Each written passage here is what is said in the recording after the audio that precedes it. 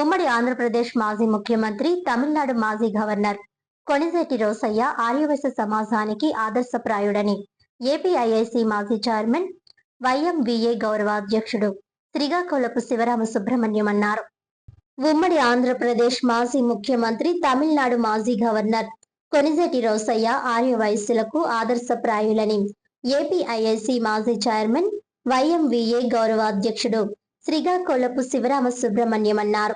ఆయన 93వ జయంతి సందర్భంగా స్థానిక గోదావరి గట్టున ఉన్న వైఎంవీఏ వద్ద నివాళులర్పించారు.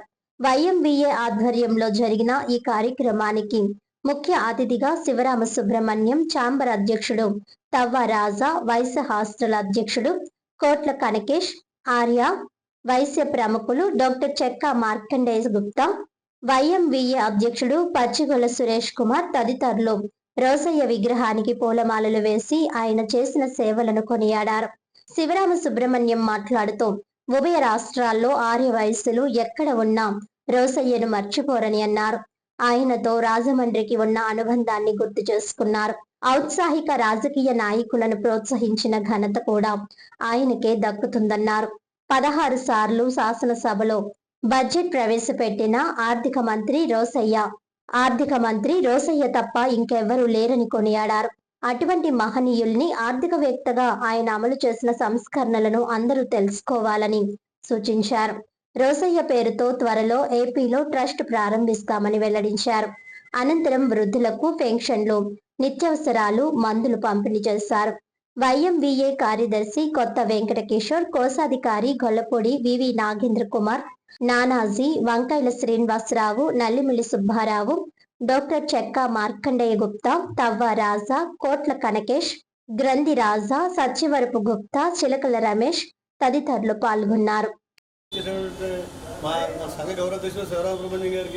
అలాగే చాంబర్ ప్రెసిడెంట్ చవ్వ రాజా గారికి, వైవి ప్రెసిడెంట్ సురేష్ గారికి, అందరి మీడియా వారికి అందరికి కూడా నా ఉదయపై నమస్కారాలు తెలియజేస్తూ, రోసయ్య గారు చేసిన కార్యక్రమాలు మన వైఎస్ఆర్స్కి ఎప్పటికీ గుర్తుండేట్లాగా చాలా మంచి కార్యక్రమాలు చేశారు.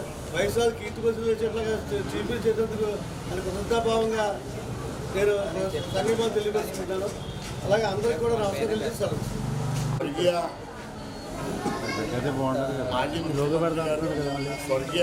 కొణిజేటి రోసయ్య గారు 93వ జయంతి సందర్భంగా ఈనాటి కార్యక్రమానికి ఇచ్చేసిన మా సంఘ గౌరవాధ్యక్షులు శ్రీకాకుళపు శివరామ సుబ్రహ్మణ్యం గారు, మా వైస్ హాస్టల్ ప్రెసిడెంట్ గారు కోట్ల కనకేష్ గారు, డాక్టర్ చెక్కా మార్కండేయ గుప్తా గారు, మండవల్లి సోదరయ్య గారు సేవలు రాష్ట్రానికి చాలా ముఖ్యమైన మంచి సేవలు చేశారు.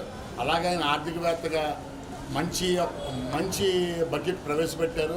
రాష్ట్రాన్ని ఏ రోజు కూడా తక్కువ కాకుండా, అప్పు లేకుండా రాష్ట్రాన్ని బడ్జెట్ ప్రవేశపెట్టిన ఘనత ఆయనకే దక్కుతుంది. ఆయన సేవలు రాష్ట్రానికి అజరామరం.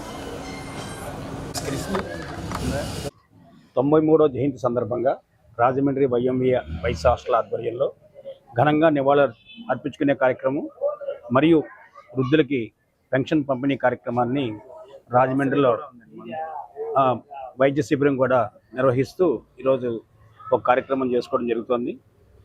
వాళ్ళ రోసయ్య గారి జయంతి అంటే ఉభయ రాష్ట్రాల్లోనూ కూడా ఎక్కడ ఆర్యవైశ్యుడు ఉన్నప్పటికీ కూడా ప్రతి ఒక్క ఆర్యవైశ్యుడు కాలరెత్తిని గర్వంగా మేము రోసయ్య గారి వారసులం, రోసయ్య గారి మనుషులం, రోసయ్య గారికి మాకున్న అనుబంధం అని చెప్పి ప్రతి ఒక్కరూ నెమరు వేసుకునే విధంగా ఆయన జీవితంలో అనేక సంఘటనల్ని మనం అందరం ఉదాహరణగా చెప్పుకోవచ్చు. అటువంటి మహానుభావుడు మన మధ్య లేకపోయినప్పటికీ కూడా ఆయన్ని స్మరించుకోవడం, ఆయన జ్ఞాపకం తెచ్చుకోవడం, ఆయన చేసినటువంటి మంచి పనులని అందరికీ భవిష్యత్ తరానికి తెలియజేయడానికే ఈ జయంతి వర్ధంతి కార్యక్రమాలని మనం చేసుకుంటూ ఉంటాం. అందులో భాగంగా మన రాజమహేంద్రవరంలో రోసయ్య గారికి ప్రత్యేకమైనటువంటి అనుబంధం ఉంది. ఆయన హైదరాబాద్లో ఎన్నాళ్ళు ఉన్నప్పటికీ, లేదా ఆయన సొంతూరు తెనాలి దగ్గర, వేమూరు దగ్గర ఎన్నాళ్ళు ఉన్నప్పటికీ కూడా రాజమండ్రి వస్తే ఎంతో ప్రేమగా, మమకారంగా కొన్న మనుషులందరినీ కూడా ఆప్యాయంగా పలకరిస్తూ, ఇక్కడ ఉన్నటువంటి రాజకీయాల్లో వచ్చే ఔత్సాహిక రాజకీయ నాయకులందరికీ కూడా ప్రోత్సహిస్తూ, అది కులమా మతమా అని కాకుండా ఎవరైతే ఆ కాంగ్రెస్ పార్టీ జెండాని పట్టుకున్నవారో, కార్యకర్త అయినా సరే, నాయకుడైనా సరే, వారిని అందరినీ సమానంగా చూస్తూ వారికి సరిగ్గా రాజకీయాల్లో ముందుకు వెళ్ళే విధంగా ప్రోత్సహించినటువంటి అనేక సంఘటనలు రాజమహేంద్రవరంలో ఉన్నాయి.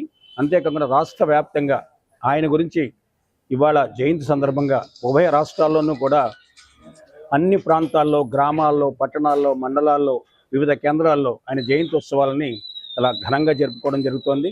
అలాగే రోసయ్య గారి మెమరబుల్ ట్రస్ట్ ఒకటి హైదరాబాద్లో ఏర్పాటు చేసుకోవడం జరిగింది.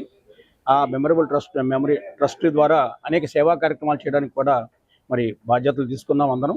అలాగే ఈ ఆంధ్ర రాష్ట్రంలో కూడా భవిష్యత్తులో ఒక ట్రస్ట్ ఏర్పాటు చేసి పేదవాళ్ళకి ఉపకారం జరిగే విధంగా ఒక కార్యక్రమాన్ని తీసుకోవాలని చెప్పి స్నేహితులందరం కూడా ఆలోచన చేశాం.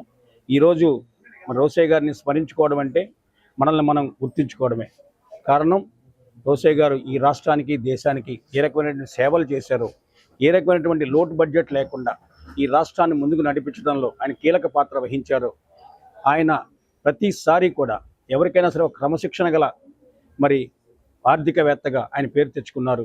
భారతదేశంలోనే 16 సార్లు బడ్జెట్ ప్రవేశపెట్టి ఆయన ఎప్పుడు కూడా బడ్జెట్ ప్రవేశపెట్టిన తర్వాత ఏ ఒక్కరోజు కూడా బాధపడకుండా ఆ సంతోషంతోనే ఆ బడ్జెట్ ప్రవేశపెట్టేవారు. ఎందుకు కారణం ఏంటంటే ఒక్క రూపాయి కూడా లోటు బడ్జెట్ లేకుండా ఈ రాష్ట్రాన్ని అప్పులు పాలు చేయకుండా ఈ రాష్ట్రంలో ప్రతి ఒక్కరికి కూడా భవిష్యత్ తరాలకి ఈ రాష్ట్రాన్ని దిక్సూచిగా ఉండే విధంగా ఆయన బడ్జెట్ ప్రవేశపెట్టే విధానం అందరికీ నచ్చుతుంది. అనేక ముఖ్యమంత్రుల దగ్గర ఆయన ఆర్థిక మంత్రిగా పనిచేసినప్పటికీ కూడా ఆయన ముఖ్యమంత్రిగా పనిచేసి తమిళనాడు రాష్ట్రానికి గవర్నర్గా పనిచేసి అనేక మంది సేవలకి అనేక మందికి మన సహాయం చేసినటువంటి వ్యక్తి.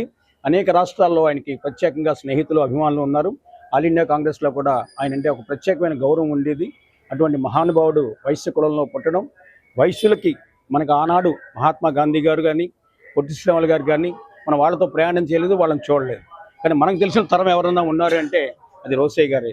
అంటే గాంధీ గారి తరం, పొట్టి శ్రీరాములు గారి తరం, రోసయ్య గారి తరం. అంటే ఈ 3 తరాల ప్రతినిధులతో మనం స్మరించుకుంటూ ఉంటాం.